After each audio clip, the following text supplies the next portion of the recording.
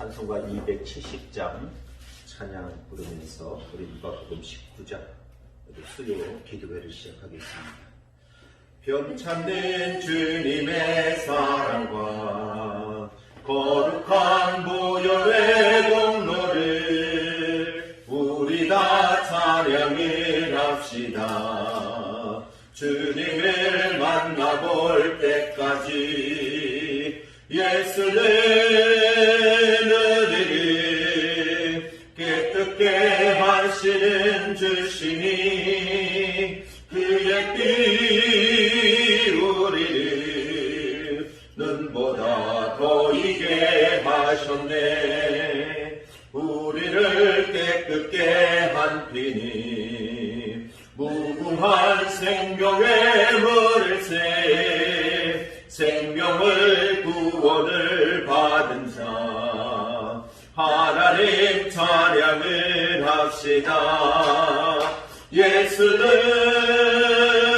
우리를 깨끗게 하시는 주시니 그의 피 우리를 눈보다 보이게 하셨네. 주님의 거룩한 보혈을 날마다 입으로 간증해 담대히 싸우며 나가세. 천국에 들어갈 때까지 예수는 우리를 깨끗게 하시는 주시니 그의 피 우리를 눈보다 보이게 하셨네.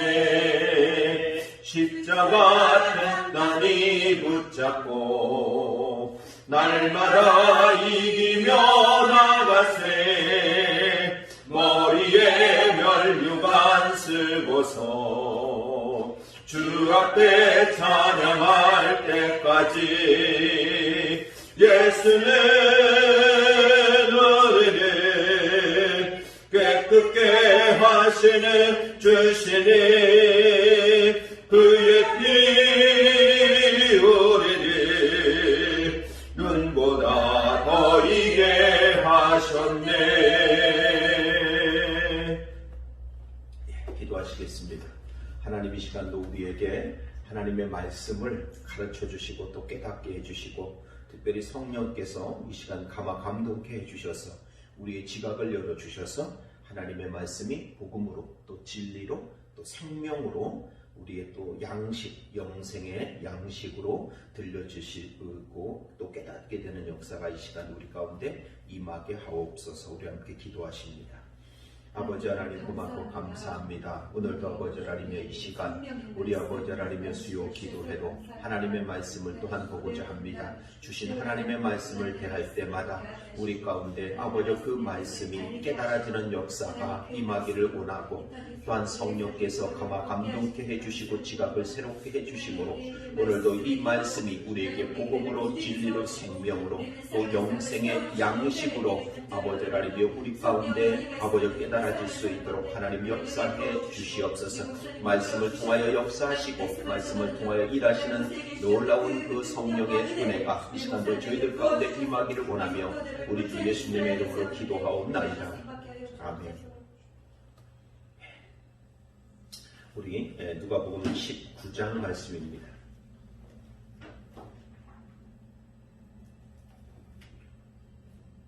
누가복음 19장 말씀 우리 찾으셨으면 주보에 있는 질문부터 함께 합독하시겠습니다. 1번 유대인들은 유대 혈통을 따라 아브라함의 자손이요 선민이라는 신앙이 있었습니다. 그러나 진정한 아브라함의 자손 곧 믿음의 후손이 될 수 있는 자격이 무엇인지 말해주는 구절은 2번 한 문화를 받은 종이 주인을 어떻게 알고 있었는지 보여주는 구절들은 3번 무리들이 외치지 않으면 돌들이라도 외쳐야 하는 내용이 무엇인지 나타나고 있는 구절은 4번 이사야 56장 7절과 예레미야 7장 4절에서 11절까지를 읽고 예수님께서 회복하려는 것이 무엇인지 가르쳐주고 있는 구절은 우리가 19장 말씀을 함께 합독하시겠습니다. 예수께서 여리고로 들어가 지나가시더라. 삭개오라 이름하는 자가 있으니 세리장이요 또한 부자라. 그가 예수께서 어떠한 사람인가 하여 보고자 하되 키가 작고 사람이 많아 할 수 없어 앞으로 달려가서 보기 위하여 돌무화과 나무에 올라가니 이는 예수께서 그리로 지나가시게 되밀어라. 예수께서 그곳에 이르사 쳐다보시고 이르시되 삭개오야 속히 내려오라. 내가 오늘 내 집에 유하여야 하겠다 하시니 급히 내려와 즐거워하며 영접하거늘 무사람이 보고 수군거려 이르되 저가 죄인의 집에 유하러 들어갔도다 하더라. 삭개오가 서서 주께 여짜오되 주여 보시옵소서. 내 소유의 절반을 가난한 자들에게 주겠사오며 만일 누구의 것을 속여 빼앗은 일이 있으면 내 갑절이나 갚겠나이다. 예수께서 이르시되 오늘 구원이 이 집에 이르렀으니 이 사람도 아브라함의 자손이미로다. 인자가 온 것은 잃어버린 자를 찾아 구원하려 함이니라. 그들이 이 말씀을 듣고 있을 때에 기회로 더하여 말씀하시니 이는 자기가 예루살렘에 가까이 오셨고 그들은 하나님의 나라가 당장에 나타날 줄로 생각함이더라. 이르시되 어떤 귀인이 왕위를 받아 가지고 오려고 먼 나라로 갈 때에 그 종 열을 불러 은화 10문화를 주며 이르되 내가 돌아올 때까지 장사하라 하니라. 그런데 그 백성이 그를 미워하여 사자를 뒤로 보내어 이르되 우리는 이 사람이 우리의 왕됨을 원하지 아니하나이다 하였더라. 귀인이 왕위를 받아가지고 돌아와서 온 은하를 준 종들이 각각 어떻게 장사하였는지를 알고자 하여 그들을 부르니 그 첫째가 나와 이르되 주인이여 당신의 한 문화로 10문화를 남겼나이다. 주인이 이르되 잘하였도다. 착한 종이여 내가 지극히 작은 것에 충성하였으니 10볼 번세를 차지하라 하고 그 둘째가 와서 이르되 주인이여 당신의 한 문화로 5문화를 만들었나이다. 주인이 그에게 이르되 너도 5볼을 차지하라 하고 또 한 사람이 와서 이르되 주인이여 보소서 당신의 한 문화가 여기 있나이다. 내가 수건으로 쌓아 두었나이다. 이는 당신이 엄한 사람인 것을 내가 무서워함이라. 당신은 두지 않은 것을 취하고 심지 않은 것을 거두나이다.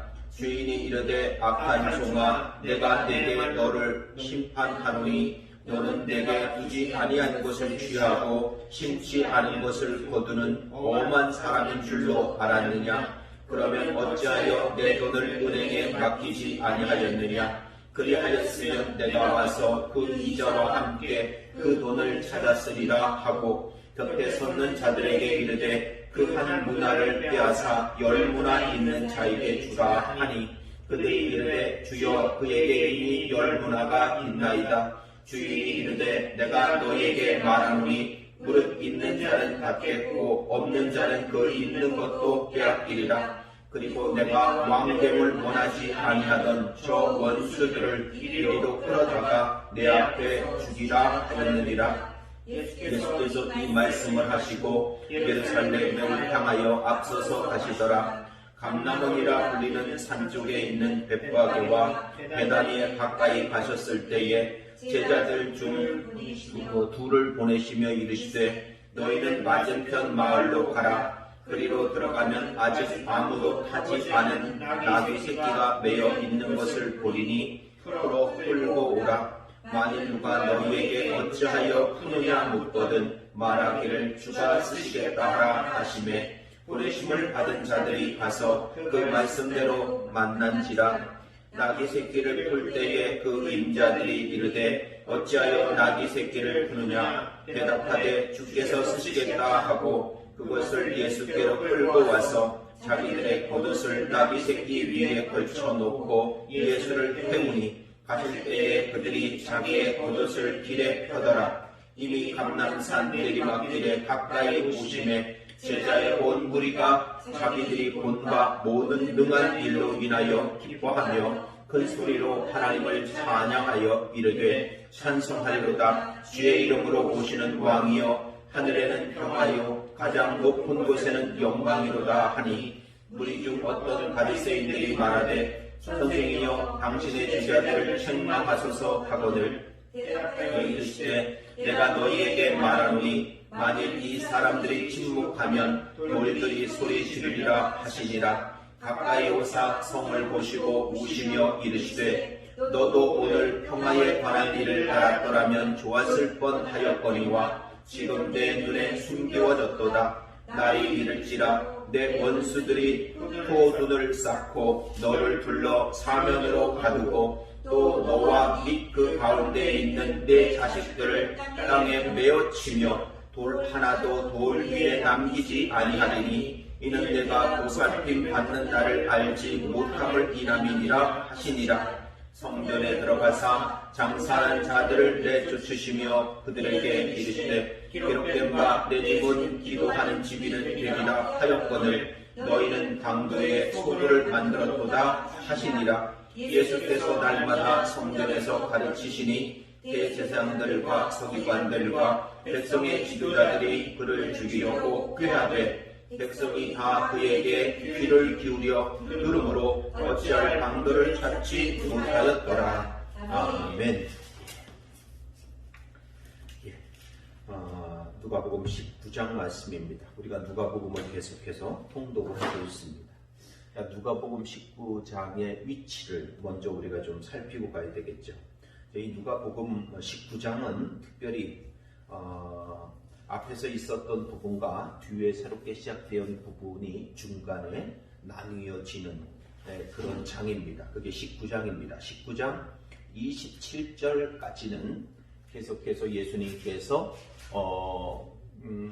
그 예루살렘으로 올라오시는 과정, 그 과정 가운데 행하셨던 사역들에 대한 내용이 있고 28절부터는 예루살렘을 입성하십니다. 기어코 이제 예루살렘에 도착을 하셔서 예루살렘으로 입성하시는 내용, 이때부터 우리는 일주일간을 예수님께서 잡히시고 또 십자가에 달리시고 죽으시고 부활하시는 데까지 일주간을 따로 구분을 해서 우리가 성경을 봅니다.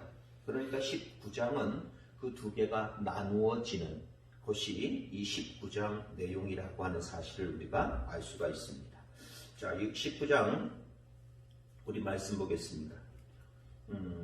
1번 유대인들은 유대 혈통을 따라 아브라함의 자손이요 선민이라는 신앙이 있었습니다. 그러나 진정한 아브라함의 자손 곧 믿음의 후손이 될 수 있는 자격이 무엇인지 말해주는 구절은 그랬습니다. 자, 그러나 진정한 아브라함의 자손 곧 믿음의 후손이 될 수 있는 자격이 무엇인지 말해주는 구절은 그랬습니다. 예, 이것을 말하는 구절이 있죠? 구절. 예, 근데 우리가 이것을 잘 봐야 됩니다.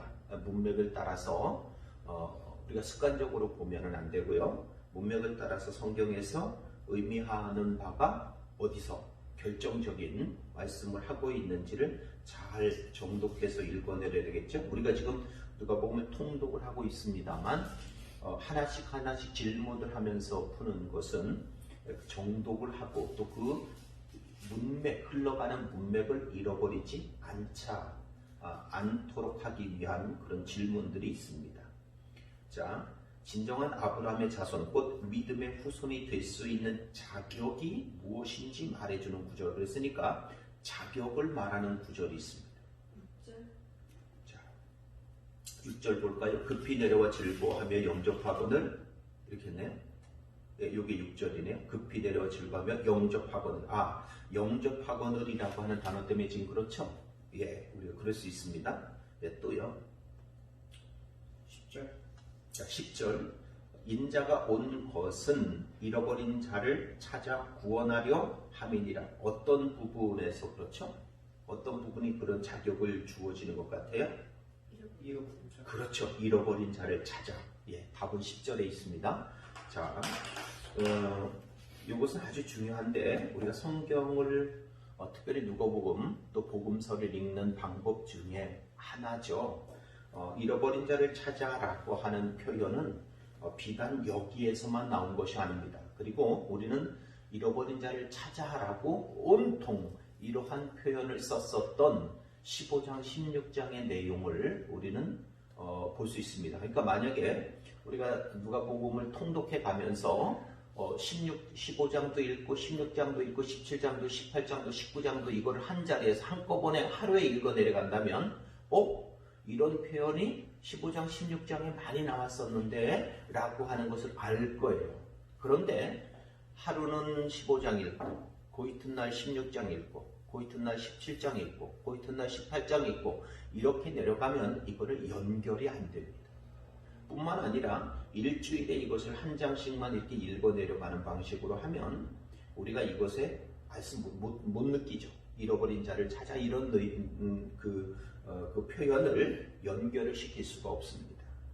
자, 그래서 우리는 한 자리에서 우리가 적어도 한꺼번에 1시간이면 1시간, 2시간이면 2시간, 아니면 한꺼번에 10장 이렇게 적어도 성경을 최대한으로 묶어서 읽으려고 하는 그런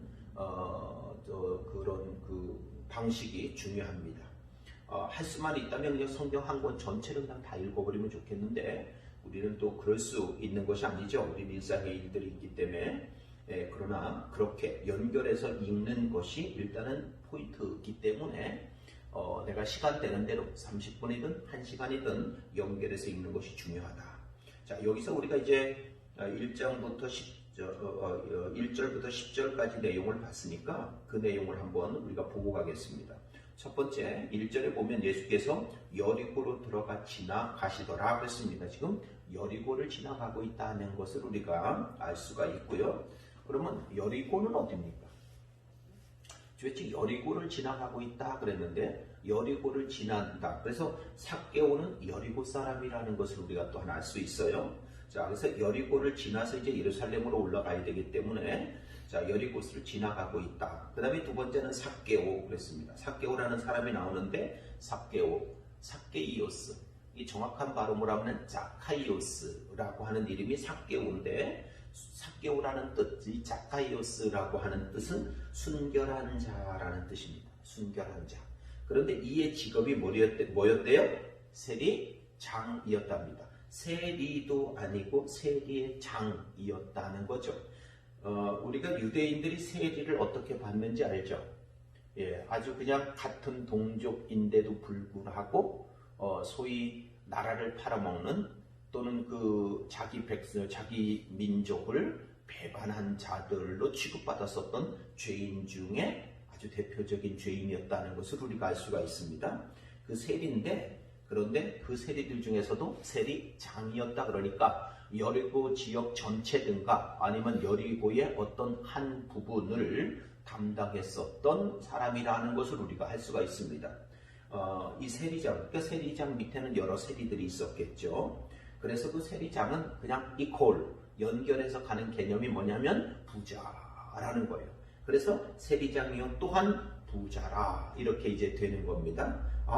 그는 세리장이었으며 부자라는 사람이었구나. 근데 그 이름은 순결한 자라는 이름을 가지고 있는 삭개오라고 하는 것을 우리가 알 수가 있습니다.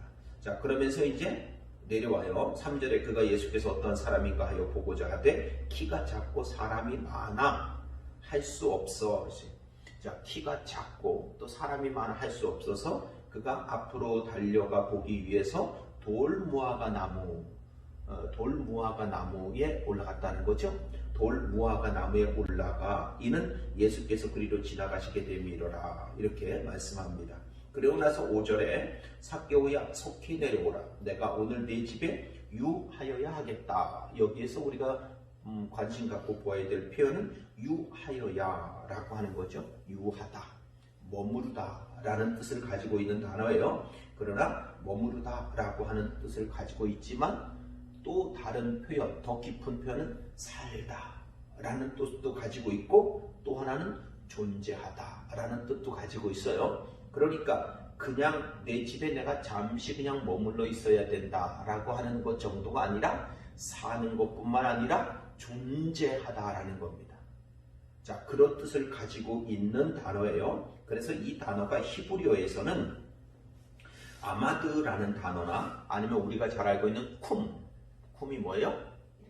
예, 서다, 일어나다 라고 하는 단어죠. 쿰이라든가 아니면 야사 또는 하카 또는 카워라고 하는 단어들이 헬라어로 번역이 될 때는 메노 이렇게 번역이 됐어요. 그러니까 헬라어로는 그냥 메노라는 단어인데 히브리어에서는 이렇게 한 5가지의 뜻이 헬라어로 번역이 될 때는 그냥 메노 이렇게 머무르다, 살다 또는 존재하다 라고 하는 또는 서다라는 뜻을 써요. 그래서 쿰이 있는 거죠. 서다, 일어나다 이런 뜻도 그 속에 가지고 있는 그런 단어입니다. 그래서 유하여야 하겠다라는 표현이 아주 중요한 것이고요.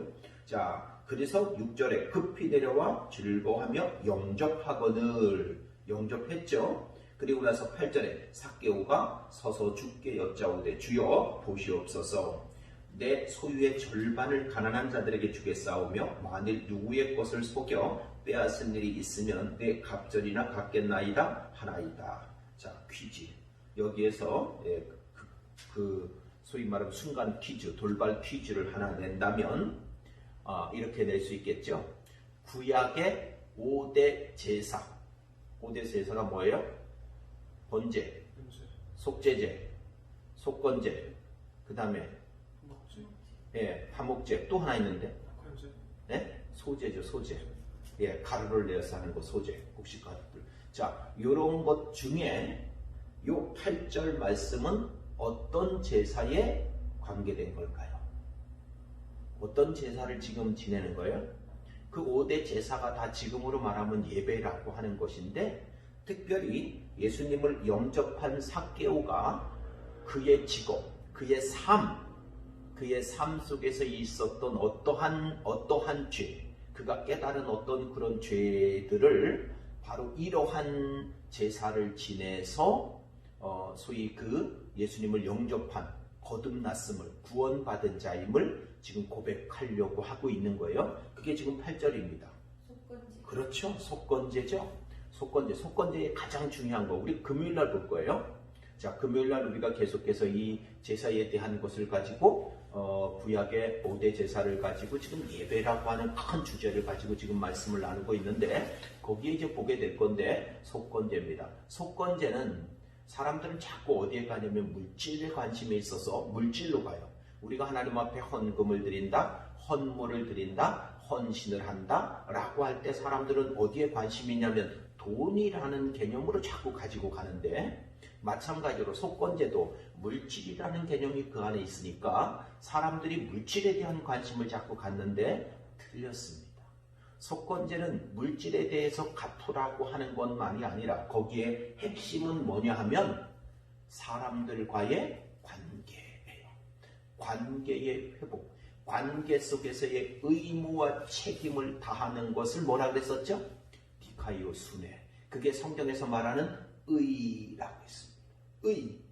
속건제를 통해서 뭐를 회복하라는 거예요? 이 의를 나타내라는 것입니다. 이 의를 이루라는 것입니다. 그러니까 그것은 여기서는 물질적 보상이 있지만 물질적 보상보다 더 중요한 거는 뭐라는 거죠? 하나님의 의를 이루는 것. 그것이 뭐예요? 관계라는 말이에요.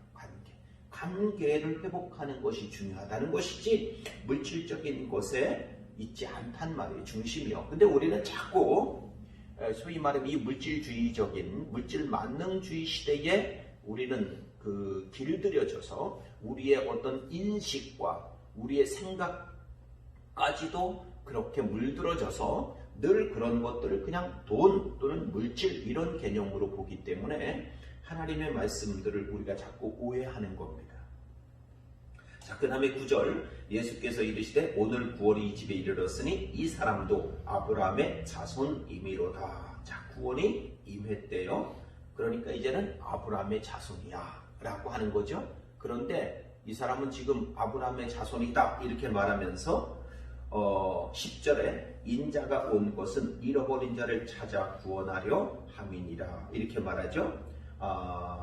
이 아폴리라고 하는 아폴리마 또는 아폴리라고 하는 이 단어 잃어버린 자라고 하는 것은 그냥 잃어버린 것이 아니라 죽었다, 멸망했다 또는 살해했다 라는 단어입니다. 그게 잃어버린 거예요. 잃어버린 거는 뭐예요? 죽은 거예요. 잃어버린 거는 뭐예요? 멸망한 거예요. 잃어버린 거는 뭐예요? 살해당한 겁니다. 그거를 잃어버렸다라고요. 그런데 뒤에서 뭐라 그래요? 찾았다 그래요. 그죠? 찾았다, 제테오 이렇게 말한다고요. 찾다, 갈망하다, 요구하다.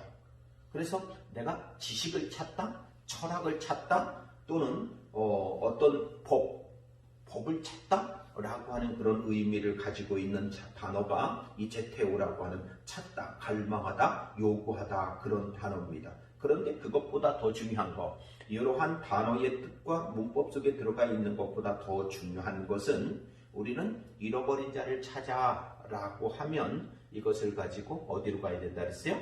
15장, 16장으로 가야 되는데 특별히 15장으로 가야 되죠. 15장에 가면은 뭐가 있어요? 잃어버린 자의 비유 3개가 나오죠. 잃어버린 양, 잃어버린 드라크마, 잃어버린 아들. 이 3개의 공통점은 뭐죠? 잃어버린 자가 다시 찾는 것입니다. 잃어버린 자가 다시 찾아내는 거죠. 그거를 뭐라 그래요? 15장, 16장에서 계속해서 그게 뭐다? 회개다. 회개를 설명을 하면서 그렇게 비유를 들어서 말씀하고 있는 거예요. 자, 그러니까 지금 하나님에게서 회개가 일어나니까 어떻게 됐어요? 다시 말하면 잃어버린 자를 찾는 그런 예수님의 행위가 있으니까 어떤 일이 벌어졌어요? 삭개오, 세리장이었던 삭개오가 예수님을 영접하는 일이 벌어졌고 진짜 영접을 했고 진짜 구원을 받았고 진짜 참된 아브라함의 자손인지를 뭘로 증거하고 있는 거예요? 삭개오가 그 속에 들어갔었던 믿음, 그 속에 주님을 영접한 것으로 가지고 그 사람 속에서 어떤 거듭남의 증거들, 변화가 나타나야 되는데 그 변화가 있었다 없었다? 있었다. 뭘로 있었다? 8절로 있었다. 그게 뭐라는 거예요? 내 수의 절반을 가난한 자들에게 주겠사오며 만일 누구의 것을 속여 빼앗는 일이 있으면 내 갑절이나 갚겠나이다 라고 하는 거예요. 그걸로 이렇게 되면 어떻게 되죠? 진짜 이렇게 되면요, 그는 부자였는데 그는 거지 될 수도 있어요. 그럼에도 불구하고 8절과 같은 신앙 고백 또는 그 거듭남을 증거하는, 주님을 진정으로 영접한 그 구원받은 자임을 증거하는 삶이 지금 삭개오 속에서 드러나고 있다는 것입니다. 이거를 우리는 뭐라 그래요? 전체 다 그냥 예배라고 하는 거예요. 예배. 그래서 로마서를 보면 로마서 1장부터 11장까지는 소위 우리는 어떻게 구원을 받았나, 구원받은 자들은 어떻게 되는가 라고 하는 내용을 쭉 설명을 했다면 로마서 12장부터 16장까지는 뭐에 대한 내용이요? 구원받은 자의 합당한 삶.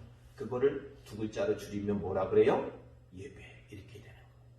그래서 이제 로마서 12장에 들어가면 그런 내용이 나오는 거죠.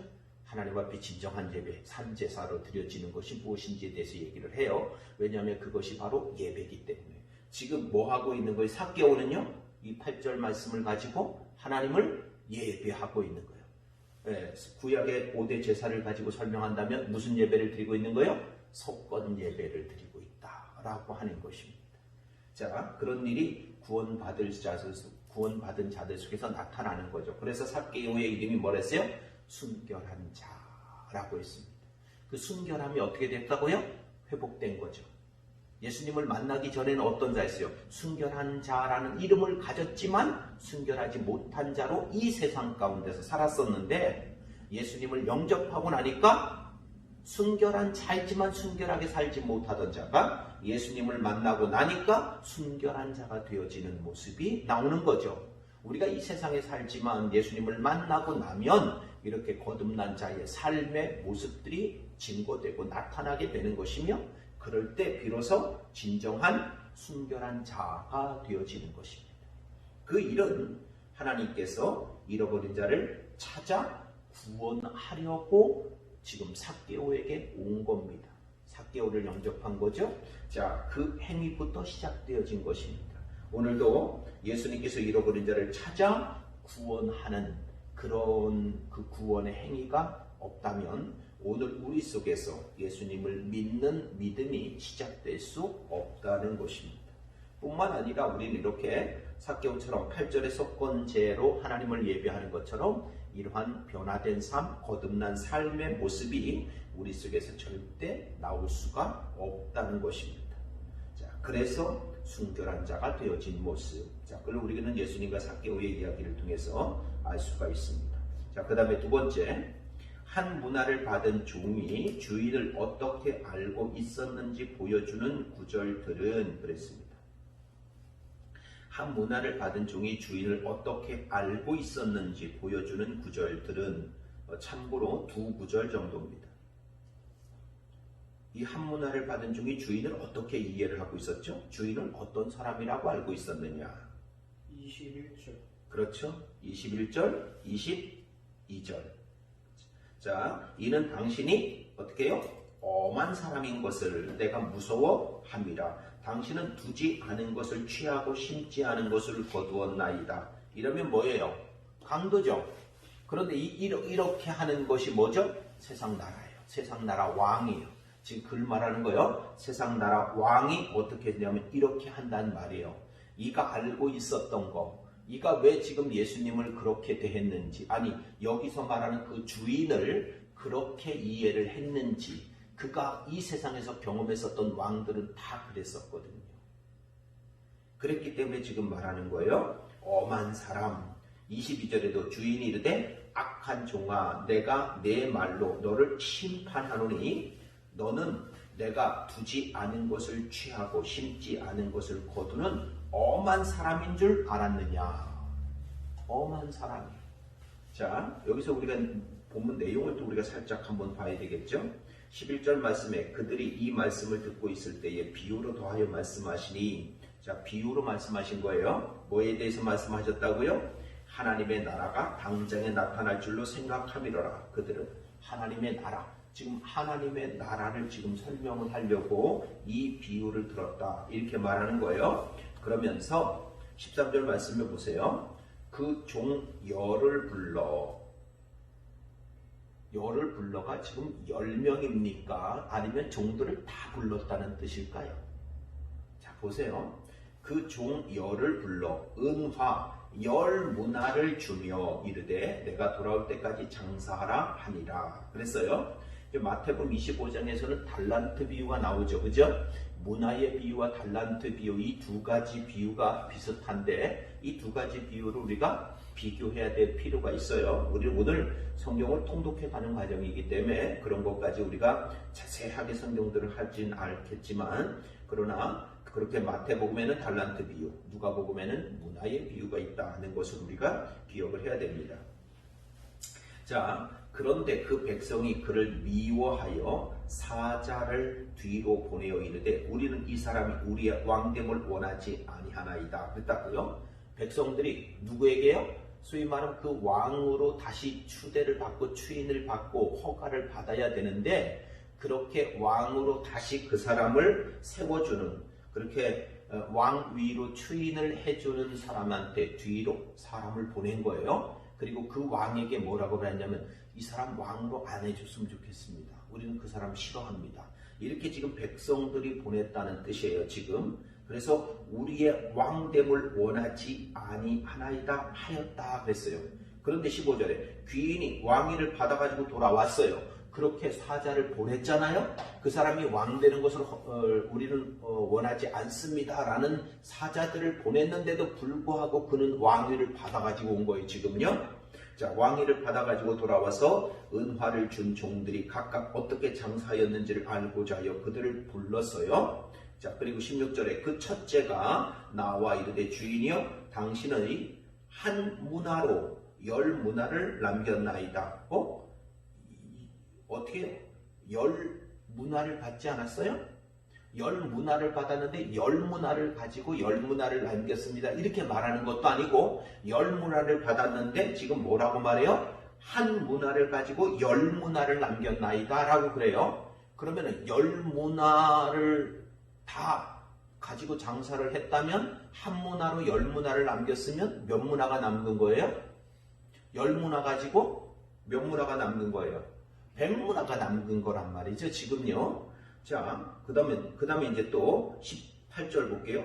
그 둘째가 와서 이르되 주인이여 당신의 한 문화로 5문화를 만들었나이다 그래요. 그런데 앞에서 그 종 열을 불러 은하 10문화를 주며 그랬어요. 자, 그러면 10명의 종들에게 한 문화씩을 준 거예요. 왜냐하면 종 열을 불러서 은하 10문화를 주었다니까 한 앞에 한 문화씩을 준 것이겠죠.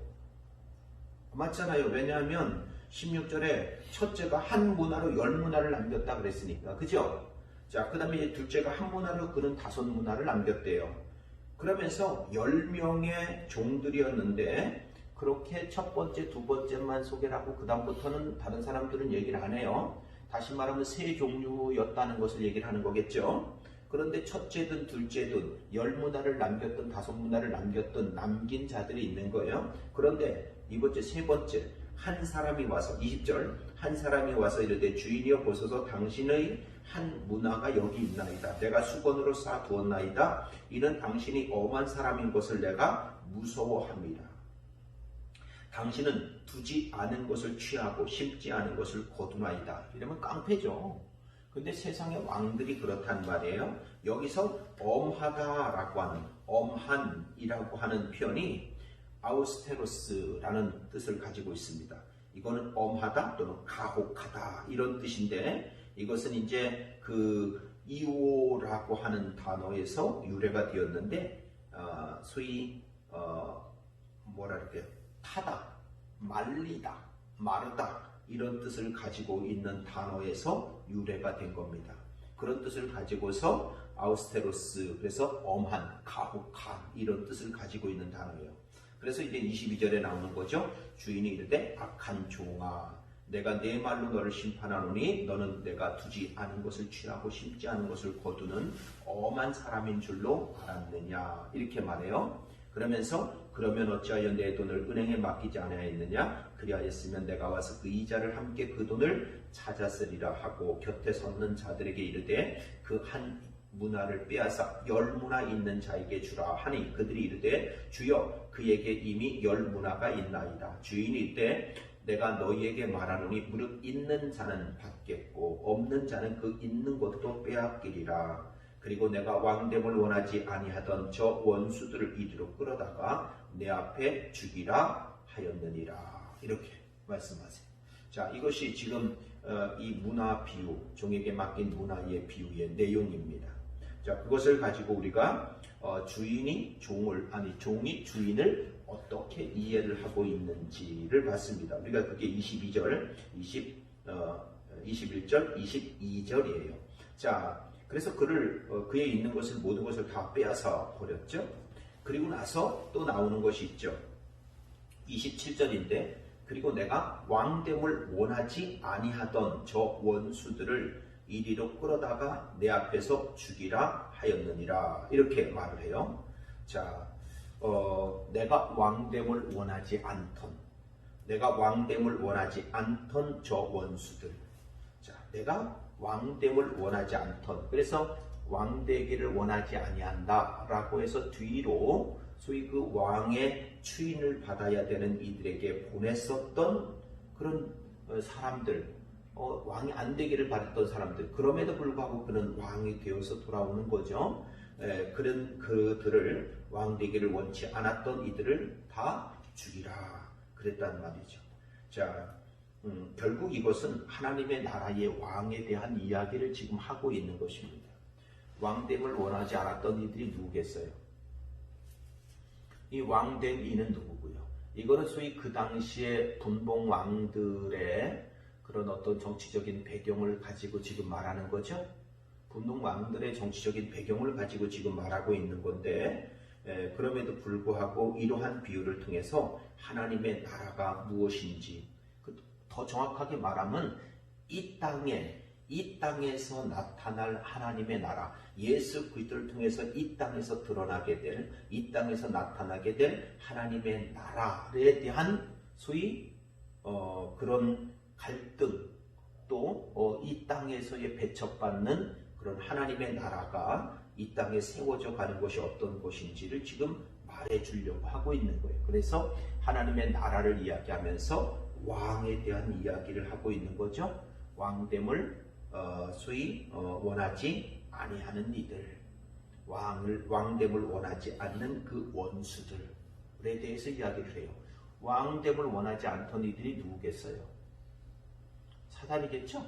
이 세상의 왕이 하나님의 나라가 이루어지고 하나님의 나라의 왕이 되어는 또 다른 왕이 되려고 하는 것을 원하겠어요? 원하지 않죠. 그래서 지금 여기서 또 나와요. 문화라고 하는 것이 또 나오는 거예요. 이게 이제 돈의 단위잖아요. 문화도 돈의 단위니까 또 마찬가지로 하나님이 주인이냐 물질이 주인이냐라고 하는 그런 문제가 나오게 되고, 그 물질이라고 하는 것만 가지고 있는 것이 아니라 여기서는 종에 대한 것들이 나오죠. 그 종, 하나님의 나라의 종들이 어떤 모습인지가 지금 나오고 있는 것이 바로 이 비유란 말이죠. 그런데 이 비유를 왜 이렇게 말을 해요? 앞에서 삭개오에 대한 비유나 종 열문화에 대한 비유나 바로 다음에 있어야 될 일이 뭐예요? 왕으로서의 행보를 걸어가셔야 되거든요. 예루살렘의 입성 때부터 뭐라고? 왕으로 칭송을 받아요. 왕으로 등극해 가는 것이 소위 일주간의, 예수님의 마지막 일주간의 생애란 말이죠. 그래서 일주간의 생애는 예수님께서 참된 왕으로, 진정한 왕으로 등극해 가시는 과정이에요. 그거를요. 그 과정이기 때문에 지금 이런 내용이 지금 나오고 있는 것입니다. 그리고 나서 바로 이제 28절부터는 예루살렘을 입성하는 모습이 나오는 거예요. 자, 세 번째. 무리들이 외치지 않으면 돌들이라도 외쳐야 하는 내용이 무엇인지 나타나고 있는 구절은 그랬습니다. 자, 백성들이 외치지 않으면 돌들이라도 외쳐야 되는, 무리들이 외치지 않으면 돌들이라도 외쳐야 하는 내용이 무엇인지 말하고 있는 구절. 40절요. 자, 대답하이르되 내가 너희에게 말하노니 만일 이 사람들이 침묵하면 돌들이 소리 지르리라. 뭐라고요? 무리들은 뭐라고 소리를 질렀고 돌들은 뭐라고 소리를 지르? 무리들이 그렇게 소리 지르지 않았다면 돌들이 지금 소리 지르겠다는 거잖아요. 중요한 거는 돌들이 소리 지른다, 이게 내용이 중요한 것이 아니라 돌들이 뭐라고 소리를 질러야 되냐는 거죠. 38절. 그렇죠. 그거를 지금 말하는 거예요. 이르되 찬송하리로다. 주의 이름으로 오시는 왕이요 하늘에는 평화요 가장 높은 곳에서는 영광이로다 하니라고 하는 거예요. 자, 이것도 퀴즈. 만약 누가복음 1장부터 지금 19장까지를 한꺼번에 한 자리에서 쭉 그냥 읽어 내려갔다면 이 표현도 앞에 어디서 나왔었던 표현인데 여기서 또 나오네? 세상에, 그러면 그때 앞에서 나왔을 때의 그 배경을 한번 찾아보겠죠. 이 내용이 나왔던 배경과 지금 여기에서의 배경을 한번 볼 것이고, 앞에 나왔던 내용과 지금 여기서 나오는 내용들을 비교를 해볼 거예요. 한 번의 성경을 읽으면 그렇습니다. 그래서 한 번의 성경이 읽는 게 아주 그렇게 유익한 거예요. 그냥 하루에 그냥 한 장씩, 뭐 시간이 없거나 환경이 안 되면 그럴 수도 있겠지만, 그러나 그렇게 한 자리에서 있다면 바로 우리가 이해할 수 있는 내용이란 말이죠. 자, 이게 어디에 있었을까요? 성경을 좀 여러 번 읽었던 사람들은 이거 어디에 있는 문구하고 비슷하다, 이런 거를 느끼게 될 겁니다. 뭘까요? 2장 14절에 있죠. 2장 14절이면 뭘까요? 예수님께서 탄생했을 때 천사 찬송에 나오는 모습인 거죠. 하늘에는 뭐가? 영광이. 땅에서는 뭐가? 평화가. 그 얘기잖아요, 지금요. 그 2장 14절에 있었던 그 내용, 천사 찬송에 대한 내용, 예수님 탄생의 천사 찬송에 대한 내용이 지금 여기서 지금 나오고 있는 거예요. 지금 왜 나오고 있는 거예요, 이거를요? 자, 지금 예수님이 뭐로 되고 있어요? 예수님이 태어났을 때 천사들이 천사 찬송했었던 그 내용이 어떻게 돼가고 있는 거예요, 지금요? 그냥 예수님이 탄생했으니까 예수님이 그런 것이다. 아니, 예수님 탄생하셨을 때는 그런 일이 있었어요? 없었어요? 없었다니까요. 하늘에서는 영광이었는지 모르겠지만 땅에서는 평화가 있었어요? 아니죠. 왜요? 예수님 태어났다고 해서 그것이 알려진 다음에 어떻게 됐어요? 예수님의 동기 동생들은 다 영화 사례가 벌어져서 죽었다니까요. 그래서 예수님 어디로 피했어요? 애굽으로 피해서 살았잖아요. 그런 것처럼요. 옛날에 누구처럼요? 모세처럼요. 누구 배경을 가지고 있는 거예요? 모세. 그런 것처럼. 그러니까 세상의 평화였어요? 아니요. 예수님이 태어났을 때 세상의 평화 아니었다. 세상에는 그냥 피비린내가 났었고 그야말로 영아 살해 사건이 지금 온 유대 땅에 벌어지고 있는 그런 때였기 때문에 평화가 아니었죠. 그런데 지금 예수님께서 뭐 하고 있어요? 예루살렘을 입성을 하는데 다시 예수님의 탄생했을 때의 천사 찬송의 내용이 지금 다시 한번 반복되고 있다는 것을 우리가 알 수가 있습니다. 비로소 그렇게 예수님의 탄생하셨을 때에 천사 찬송했었던 그런 것이 이제는 완성되고 이루어질 거라고 하는 것을 우리가 지금 말하고 있는 것입니다. 자, 그게 지금 38절인 거예요. 주의 이름으로 오시는 왕이여 하늘에는 평화요 가장 높은 곳에는 영광이로다. 이렇게 원래는 하늘에는 영광이고 땅에는 평화죠. 천사 찬송의 내용은 그렇잖아요. 그죠? 하늘에는 뭐예요? 영광이요. 땅에는 뭐예요? 평화예요. 근데 여기는요. 하늘에는 평화요. 가장 높은 곳에서는 영광이로다. 땅이 없어요. 지금요. 그죠? 자, 그런 모습으로 지금 말씀하고 있다는 것을 우리가 알 수가 있단 말이죠. 자, 그 다음에 4절 이사야 56장 7절과 예레미야 7장 4절부터 11절까지를 읽고 예수님께서 회복하려는 것이 무엇인지 가르쳐주고 있는 구절은 그랬습니다. 자, 그러면 이사야 56장 7절 한번 봐야 되겠죠.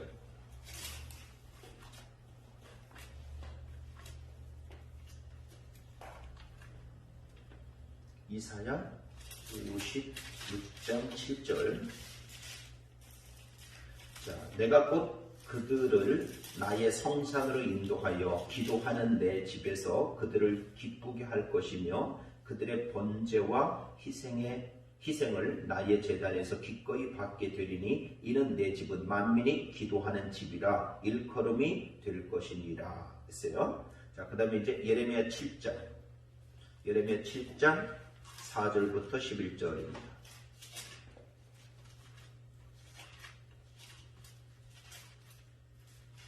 예레미야 7장 4절부터 11절. 너희는 이것이 여호와의 성전이라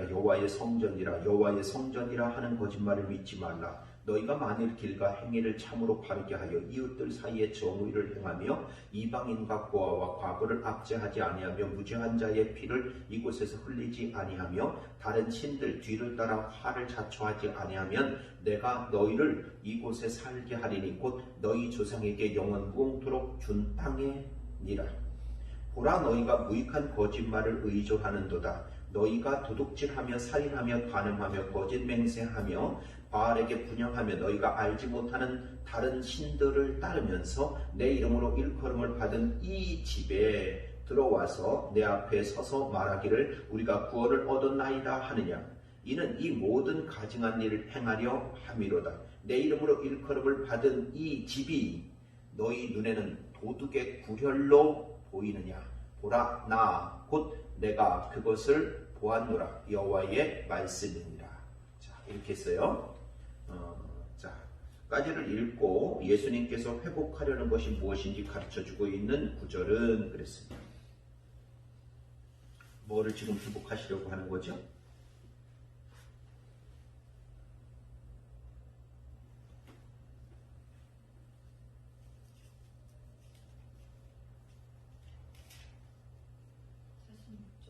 그렇죠?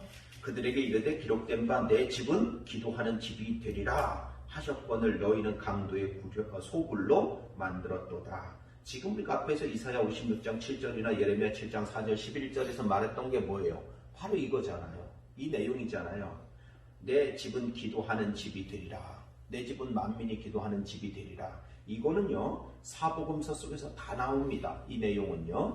자, 마태복음 속에서는 뭐라 그래요? 내 집은 기도하는 집이라. 그러면서 너희는 강도의 소굴로 만드는도다. 이렇게 말했고요. 마가복음에는 내 집은 만민이 기도하는 집이라. 만민이 기도하는 집이라. 이 선지서 나오는 표현하고 똑같죠? 너희는 강도의 소굴을 만들었도다. 요한복음에는요. 내 아버지의 집으로 장사하는 집을 만들지 말라. 이렇게 얘기를 해요. 그러니까 이거는 사복음서 속에 다 나오는 것뿐만 아니라 그냥 예수님께서 지금 예루살렘 성전, 그 성전을 바라보면서 성전의 용도가 무엇인지, 성전을 어떻게 관리하고 사용해야 되는지 이거에 대한 내용을 말하려고 하는 게 아니에요. 지금요. 그 내용이 아니란 말이에요. 왜요? 이사야에도 있었고 예레미야에도 있었던 바로 그 말씀을 회복하고자 하는 거죠. 더 넘어가면, 여기서부터 더 넘어가면 우리는 이것을 두 가지 의미 정도로 볼 수가 있습니다. 내 집은 기도하는 집이라, 만민이 또는 기도하는 집이라 이랬던 것은 성전의 용도가 아니란 말입니다. 성전의 용도가 무엇인지를 말하는 것이 아니에요. 그러니까 첫 번째 우리가 알아야 될 것은 성전 정화라고 우리 성경의 소제목이 달려 있는데 그거는 틀렸습니다. 성전 정화가 아니라 성전 파괴라고 했죠. 성전 정화면은 뭐 해야 돼요? 깨끗하게 소재를 해서 다시 써야 돼요. 그게 정화예요. 그런데 이거는 성전 정화가 아니라 성전 파괴에 대한 내용이란 말이에요. 자, 성전 파괴에 대한 내용이 예루살렘 입성할 때 예수님께서 입성을 하시면서 이렇게 나오고, 요한복음에 보면은 소위 요한복음 앞쪽에 이 내용이 나와요. 그래서 성전 성화 사건이 2번 있었다 이런 표현들을 하는데, 이것이 2번 공생의 시작할 때와 마칠 때 이렇게 2번 있었다고 하는 학자들도 있었고, 아니다, 1번 있었는데, 예루살렘 입성할 때 1번 있었는데 그것을 시간 순서 상관없이 기록한 것 때문에 그렇게 보여지는 거다, 이런 학자들도 지금 있어요. 그것이 2번이었던 1번이지 그것이 이제 중요한 건 아닌데, 어떤 예수님의 타임스케일, 그러니까 예수님의 그 생애 속에서의 이해될 수 있는 그런 표현은 이것이 2번이다 아니면 1번이다 라고 하는 것이 중요하죠. 그러나 2번인지 1번인지 그 횟수 자체가 중요하진 않아요. 왜냐하면 똑같은 내용이기 때문에 그렇습니다. 다만 여기서 우리가 알 수 있는 것은 성전이라고 하는 것을 정화해서 다시 쓰겠다는 것이 아니라 이 땅, 이들에게 건물로 지어진, 벽돌을 구워가지고 건물로, 빌딩으로 지어져 있는 그런 성전은 더 이상 필요 없음을 말하는 것이고, 이 땅에 있는 이들에게 그 성전을 주면 이들은 반드시 그 성전을 뭘로 만들어요? 땅적 존재로 만든다. 세상적인 것으로 만들어버린다. 그게 뭐다? 강도의 소굴이다. 그걸 지금 말하고 있는 거예요. 지금요. 그래서 이거는 정화해서 다시 쓸 수 있는 게 아니에요. 이 땅에 붙이고 있는, 이 땅에 세워진 성전은 항상 강도의 소굴로 만들어버리는 거예요. 그래서 그게 더 이상 필요 없는 거죠. 그래서 성전을 파괴해버리겠다라는 것입니다. 그러면 뭐 하겠다? 자, 여기서 우리는 기도라고 하는 단어가 품고 있는 뜻처럼 하나님의 마음과 하나님의 뜻을 품고 있는 하나님의 성전, 그 성전을 지금 말하는 거고, 그 성전을 다시 지금 세울 것임을 지금 말하는 것입니다. 우리가 앞에서 39장부터 44절까지 내용을 안 보고 넘어갔지만 39절부터 44절까지의 내용은 뭐라 그래요? 자, 무리 중 어떤 바리새인들이 말해도 선생이여 당신의 제자들을 책망하소서 하거늘 대답하여 이르시되 내가 너희에게 말하노니 만일 이 사람들이 침묵하면 돌들이 소리지르리라 하시니라. 가까이 오사 성을 보시고 우시며 이르시되 너도 오늘 평화에 관한 일을 알았더라면. 평화에 관한 일이 뭐예요? 앞에 38절에 지금 평화에 대한 선언이 있었잖아요. 예수님께서 오시는 것 자체가 지금 평화고 예수님이 이루실 것이 평화인데, 지금 이 유대 땅은 로마 제국으로 이루어진 팍스 로마 시대, 로마가 만든 평화, 무력으로 만든 평화, 피를 흘려서 만든 평화, 그 무력 앞에 깨갱하고 소리도 못 지르고 있는 그 평화를 누리고 있는 그 시대 사람들에게 지금 하늘의 평화를 지금 말씀하면서 그렇게 말하는 거예요. 너도 오늘 평화에 관한 일을 알았더라면 지금 가짜 평화 말고 제국주의에 무서워 있는 관력 앞에 무서워 있는 로마에게 무서워하고 있는 그 평화 말고 진짜 평화, 오늘 평화에 관한 일을 알았더라면 좋았을 뻔하였거니와 지금 내 눈에 숨겨졌도다. 날이 이를지라 내 원수들이 토둔을 쌓고 너를 둘러 사면으로 가르고 또 너와 및 그 가운데 있는 내 자식들을 땅에 메어치며 돌 하나도 돌 위에 남기지 아니하리니 이는 내가 보살핌 받는 나를 알지 못함을 인함이니라. 이 내용이 지금 여기 있단 말이에요. 중간에. 이게 있고 나서 그 다음에 뭐가 내려온 거예요? 성전 정화 사건 얘기가 지금 나오고 있는 거죠. 이게 이루어질 일이 예루살렘에 이루어질 역사적인 일들이죠. 예루살렘이 멸망하게 되어진. 그러니까 예루살렘이 멸망한다는 이야기는요.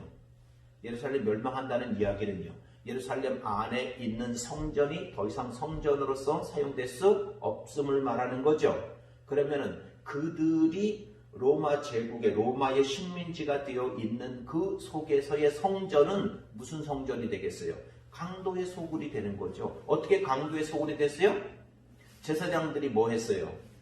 재물 갖다 팔아먹고, 그죠? 성전세 받고 해가지고서 그것 갖고 뭐 했냔 말이에요. 그거를 강도의 소굴이 되어질 수밖에 없다는 거죠. 이 땅에 세워져 있는 빌딩으로서의 성전이라고 하는 것은 이렇게 땅적인 모습으로 바뀌어질 수밖에 없다. 다시 말하면 강도의 소굴이 될 수밖에 없음을 지금 말하고 있는 거예요. 그러한 건물로 된 성전을 말하는 게 아닙니다. 지금 현재 타락하고 왜곡된 기독교가 말하고 있는 이 땅에 세워져 있는 성전, 뭐라 그래요? 성전 건축 헌금을 내고 성전이라는 건물을 세워서 그 건물의 위대성과 화려함과 그 건물의 안전 보장을 얻으려고 하는 그러한 성전 아니란 말이에요. 다 사기꾼들이죠. 다 사기꾼들이고 다 가짜란 말이에요. 그런 것들은 땅적 존재가 될 수밖에 없다니까요. 이 땅에 빌딩으로 세워지는 교회는 다 땅적 존재가 될 수밖에 없어요. 그게 중요한 게 아니에요. 그 핵심은 그러한 것들이 중요한 것이 아니기 때문에 이 성전은 다시 정화해서 쓰겠다는 것이 아니라 이 성전을 파괴해버리겠다는 뜻입니다. 그래서 예수님이 성전을 파괴해버리고 기도라는 뜻이 가지고 있는 뜻처럼 하나님의 마음과 하나님의 뜻을 품고 있는 기도가 되는 진정한 성전들을 하나님께서 만들어 가시겠다고 하는 것입니다. 그거를 지금 말하고 있다고요. 그런데 우리는 그냥 글로 읽어서 글이 표현하는 한계 속에서 글만 읽고 글로 이해할 수 있는 한계 또는 우리가 배운 세상적인 개념을 가지고 이해할 수 있는 한계 속에서 성경을 그냥 이해를 하다 보니까 성경 속에 두고 있는 복음이나 그 복음이 우리를 가리키고 있는 그 방향에 있는 완성되어진 교회들의 모습 또 완성되어진 복음의 모습들을 우리가 못 보고 있는 것이고 왜곡하고 있는 것이라는 거죠. 자, 오늘 19장 말씀을 우리가 살펴봤습니다. 여러 가지들을 이 속에서 우리가 봐야 될 내용들이 많지만 우리가 통독해 가는 것이고 또 질문을 따라서 통독해 가면서 우리가 정독을 하는 것이기 때문에 오늘은 그렇게 19장에서는 자 이제 예수님께서 예루살렘으로 올라오는 과정 중에 사역들이 그렇게 마치게 되고 비로소 이제 예루살렘으로 입성하시는 모습들을 우리가 봤습니다. 그래서 예수님과 삭개오의 이야기를 통해서 예수님께서 잃어버린 자를 찾아서 구원하시고 구원받은 자 삭개오 속에서 이 땅에서 순결한 이름을 가졌지만 순결하게 살지 못했던 그가 거듭나고 변화되어진 삶의 모습과 또 하나님의 나라가 이 땅에 임하게 될 때 이 땅 가운데 나타나는 하나님의 나라, 하나님의 나라에 대한 이 땅에서의 갈등 모습이 나타나게 되고 비로소 그것을 완성해 가시는 예루살렘으로서의 입성하시는 예수님의 모습. 그래서 예수님께서 탄생하셨을 때 천사 찬송의 내용이 다시 한번 반복해 나오면서 예수님이 누구시고 예수님이 진정 이루실 그런 평화와 또 하나님의 영광이 무엇인지를 지금 설명해 가고 있다. 그러기 위해서 이 땅에 세워져 있었던 하나님의 나라의 모형으로 세워져 있었던 왜곡되어진 성전을 파괴하셔야만 하는 것이었죠. 그리고 나서 진정한 하나님의 성전, 하나님의 마음과 하나님의 뜻을 품고 있는 하나님의 성전들을 다시 일으키시고 세우실 것을 지금 말씀하고 있는 것입니다. 이것을 통해서 오늘 우리 속에서도 진정한 하나님의 나라가 우리가 삭개오 같은 회복되어지는 모습과 그리고 하나님의 뜻과 마음을 품고 있는 그리고 또한 하나님의 다스림을 받는 그런 성전 되어진 오늘 한 사람 한 사람이 되어질 수 있기를 축원드립니다. 기도가 되어진 성전으로서의 성도들, 오늘 그것이 우리가 마지막으로 말씀을 정리하면서 다시 한번 기억